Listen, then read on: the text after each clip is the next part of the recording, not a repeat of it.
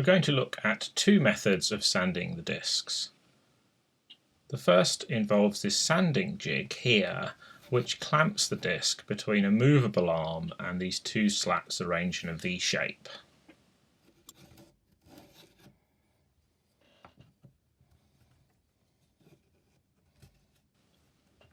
When the arm is secured in position, the slice should be held securely and should not move in the jig.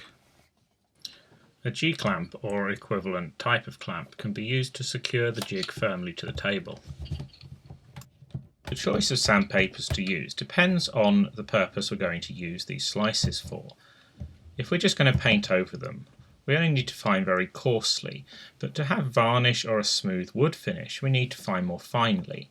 Here I'm going to use 3 sandpapers in succession.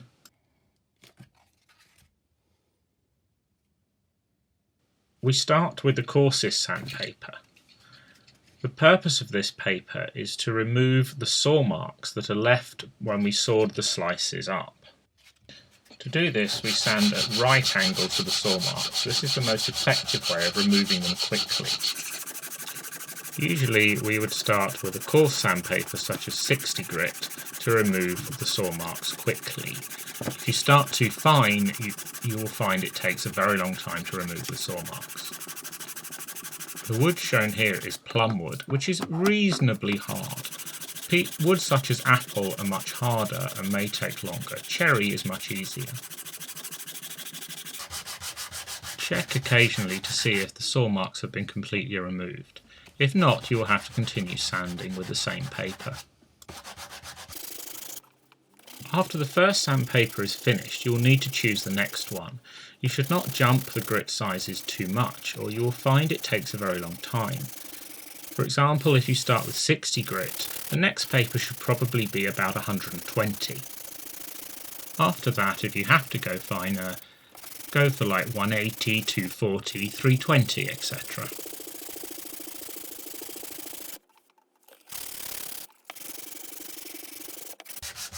When the saw marks are completely removed, we've finished with the first sandpaper, and it's time to move on to the next one. The purpose of the second sandpaper is to remove the scratches left by the first, and to do so we sand at right angle to the direction that we sanded with the first block. Here I'm using a very simple homemade sanding block, just by wrapping a piece of sandpaper around a block of wood. But there are many possibilities available in many different sizes with many different handles and ways of holding them, so it's a case of finding one to suit the person using them. Sawdust often clogs the scratches and can make the scratches difficult to see. To avoid this, you can take a piece of tissue paper or a cloth and just dust the sawdust off the surface of it. This way you should be able to see if the scratches left by the first sandpaper have been satisfactorily removed. When you're happy that all the scratches have been removed, it's time to move on to the next sandpaper. Once again, we sand at right angles to the direction of the previous one. If you plan to paint over the slice completely, you would probably be alright to stop sanding at about 120 grit. If you wish to varnish the slice, you probably want to continue a bit finer to about 180 or 240. If you wish to present the wood as bare wood rather than treat it at all, continue sanding to 320. Once again, we're checking to see whether the scratches left by the previous sandpaper have been completely removed. Tissue can help again. Once we're happy that that is done, I find it a good idea to just drop some water on the wood and wipe it around. Wipe off excess water with a piece of tissue and allow it to dry in the air. This fluffs up the remaining wood fibres and allows you to resand and get a much smoother finish in the end. When dry, the wood will feel slightly rougher than it did before.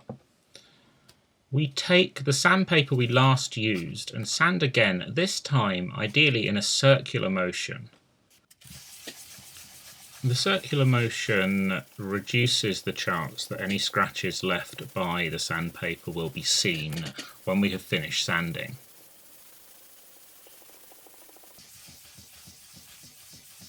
We sand until we're happy that the wood is nice and smooth.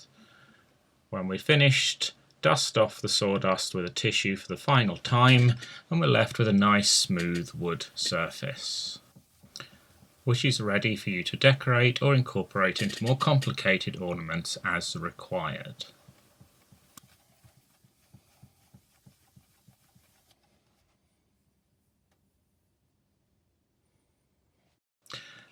Comparing two tree slices, one before sanding and one after, we see the saw marks have been completely removed from the wood and no visible scratches are left on the surface. The wood grain is nice and visible and the surface is smooth. An alternative method for sanding is to clamp the sandpaper to the table, immobilizing it, and this time holding the piece of wood you're sanding and sliding it across the sandpaper. This method is simpler and requires less equipment. It's good for thicker slices of wood that can be held easily in the fingers. For thinner slices it can be difficult though.